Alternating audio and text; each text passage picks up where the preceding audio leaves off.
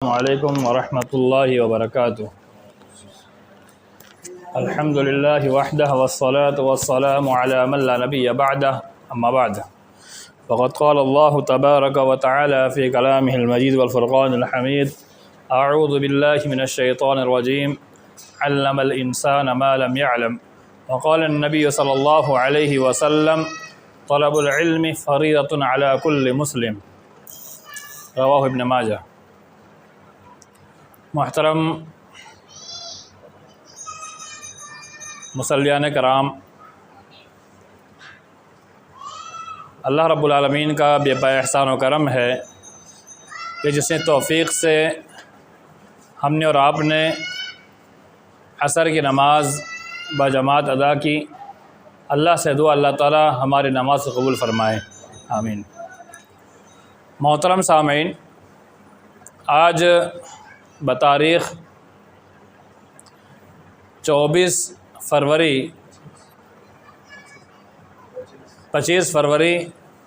2024 کو اتوار کے دن مدرسہ عائشہ بنین والبنات کا سالانہ امتحان ہوا۔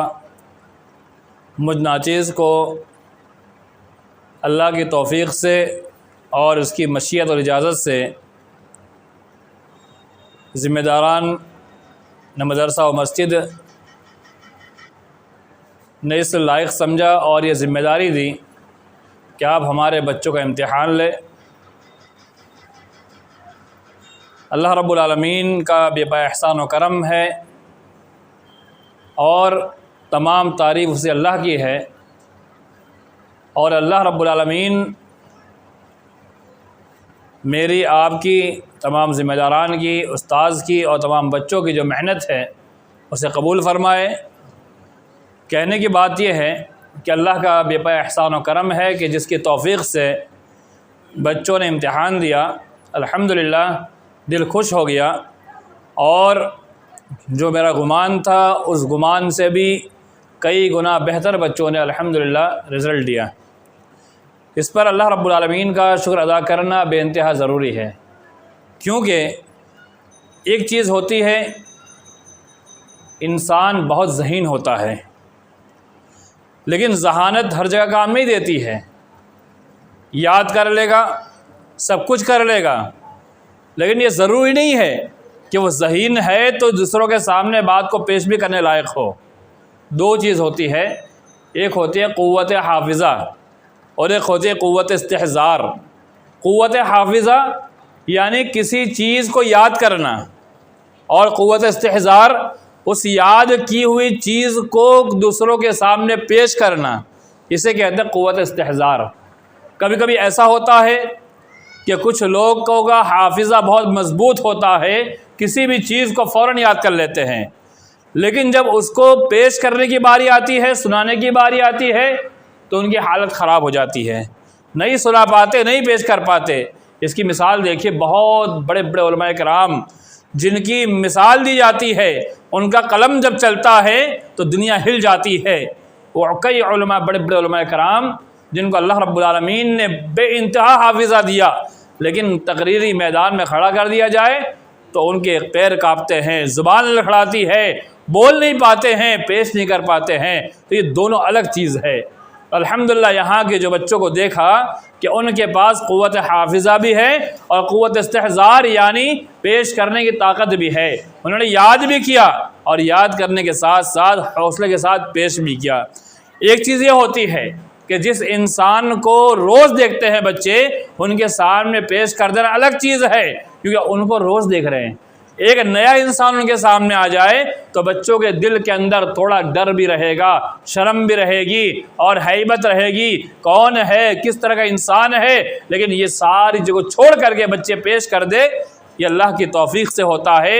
اور اللہ رب العالمین کا اس پر ہم جتنا احسان من اتنا کم ہے کہ بچوں نے الحمدللہ امید سے زیادہ ہی اچھا الحمدللہ رزلٹ دیا۔ اللہ کا بہت بہت اس پر ہم احسان مانتے شکر ادا کرتے ہیں۔ اگلی بات، میں ہر جگہ پر ایک بات پیش کرتا ہوں، وہ بات یہاں بھی آپ کے سامنے پیش کرنا چاہوں گا کہ تعلیم کے 4 عنصر ہیں۔ ہم اور آپ کیا کرتے ہیں؟ بچہ اگر نہیں پڑھتا ہے یا نہیں پڑھ سکتا ہے یا پھر قابل نہیں ہوتا ہے، ہم سیدھے آ کر استاذ کے اوپر اپنا پورا خمار نکالتے ہیں، جبکہ ماہرین تعلیم اور فنکاروں نے 4 عنصر بیان کیے ہیں۔ وہ 4 عنصر کیا ہے؟ تعلیم کے لیے ان چاروں چیزوں کا ہونا بے انتہائی ضروری ہے۔ اگر ان چاروں میں سے کوئی ایک عنصر کم ہو گیا یا وہ گر گیا تو تعلیم کو آپ آگے نہیں بڑھا سکتے۔ اس کی مثال اس طرح سے ہے کہ ایک 4 ٹائر والی گاڑی 4 ٹائر پہ چل سکتی ہے، ایک ٹائر پنچر ہو جائے یا ایک ٹائر خراب ہو جائے، نکل جائے تو 3 ٹائر پر گاڑی نہیں چل سکتی۔ ایسے ہی تعلیم کے 4 عنصر ہے۔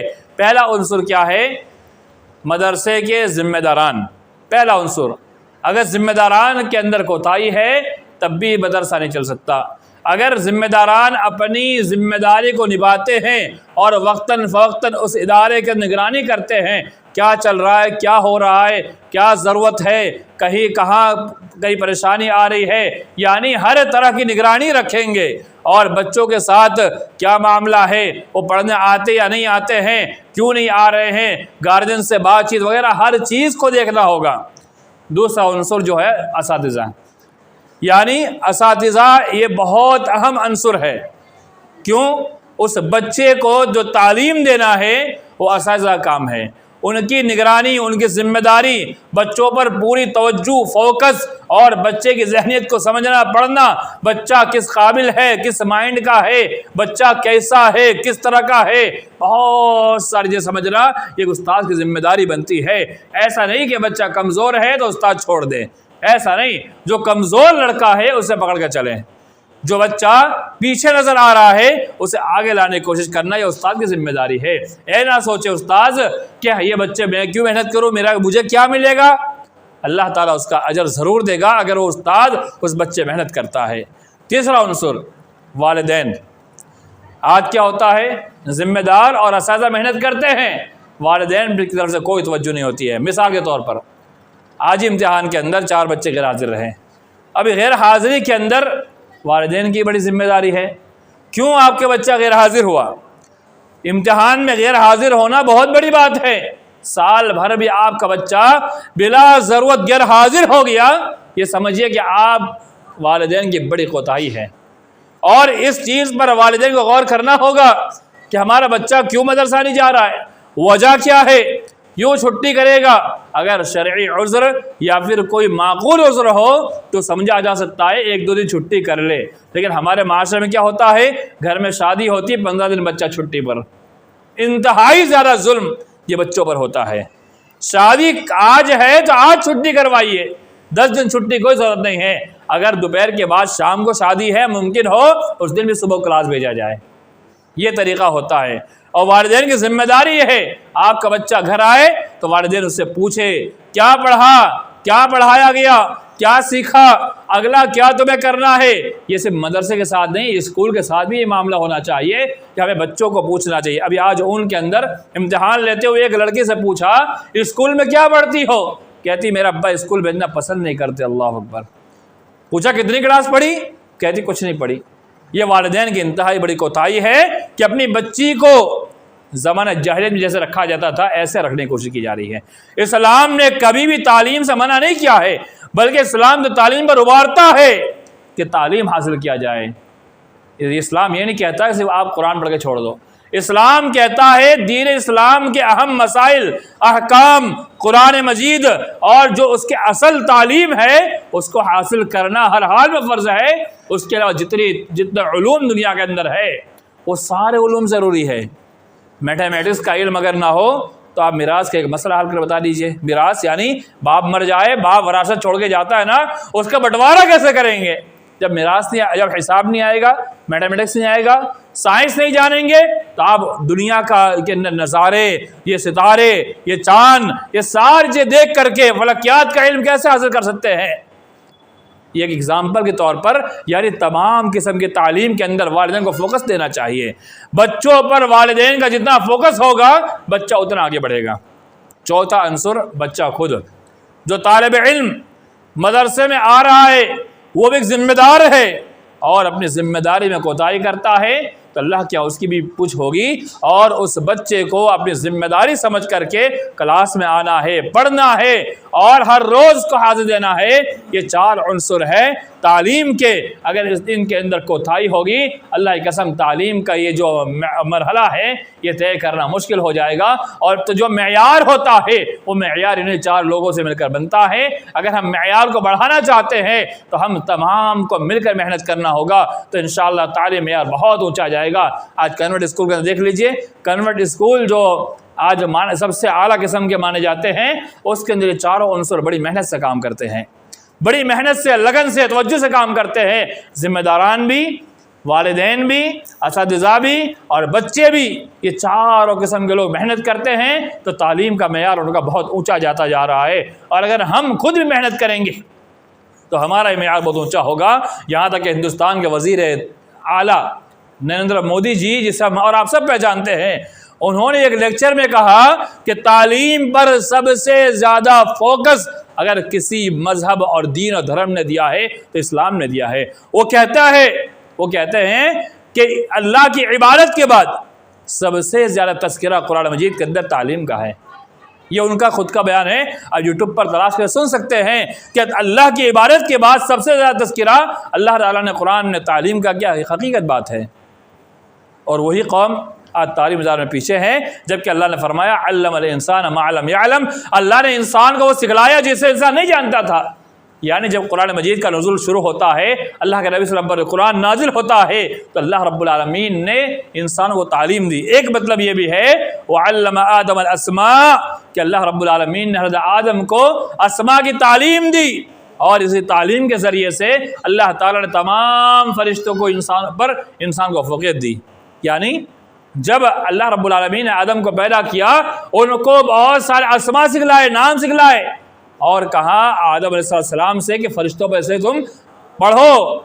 جب فرشتوں پر اسے آدم نے پڑھا، گنایا، اپنے تعلیم کا مظاہرہ کیا، تو تمام فرشتوں نے اللہ کی جو مشیت تھی، اللہ کا ارادہ تھا، اس کو مان لیا، اور انسان کو تعلیم کے ذریعے اللہ تعالیٰ نے سب پر فوقیت دے دی۔ اور حدیث میں اللہ کے رسول نے فرمایا طلب العلم فریضۃ علی کل مسلم، کہ تمام کے تمام مسلمانوں پر علم حاصل کرنا فرض اور واجب ہے۔ تو کون سا علم واجب اور فرض ہے؟ یعنی وہ مسائل جو ہماری روز مرہ کی ضروریات ہے، قرآن کو سیکھنا، قرآن سکھانا، اور احادیث کے وہ ابواب جو ہماری زندگی سے تعلق رکھتے ہیں، اور جیسے طلاق کے مسائل ہے، میراث کے مسائل ہے، اس کے علاوہ ہماری زندگی کے اندر نماز کے لیے ہمیں وضو بنانا ہے، طہارت کے مسائل، نماز کے مسائل، نماز کی دعا، اور ایک چیز ایسی ہے جو ہماری روزمرہ کی ضروریات میں سے ہے۔ ان تعلیم کو سیکھنا ہم میں سے ہر انسان اور ہر مسلمان پر واجب اور فرض ہے۔ اگر ہم کوتاہی کرتے ہیں، اللہ کی قسم ہمیں اللہ کی پوچھ پرچھ ہوگی، اس کا حساب دینا ہوگا۔ فرض کو چھوڑنا یہ کبیرہ گناہوں میں سے ہے۔ تو تعلیم پر ہمیں فوکس کرنا ہوگا، اور تعلیم کو آگے بڑھانے کے لیے ہم تمام لوگوں کو محنت کرنا ہوگا، اور ہم تمام کی جب محنت رہے گی انشاءاللہ تعلیم بہت آگے جائے گی۔ اور میں ایک بار پھر سے ذمہ داران اس مدرسہ اور اساتذہ استاد محترم کے شکریہ ادا کرنے سے پہلے اللہ کا شکر ادا کرتا ہوں کہ جس کے احسان اور اس کے کرم سے الحمدللہ آج کا امتحان بہت کامیاب رہا۔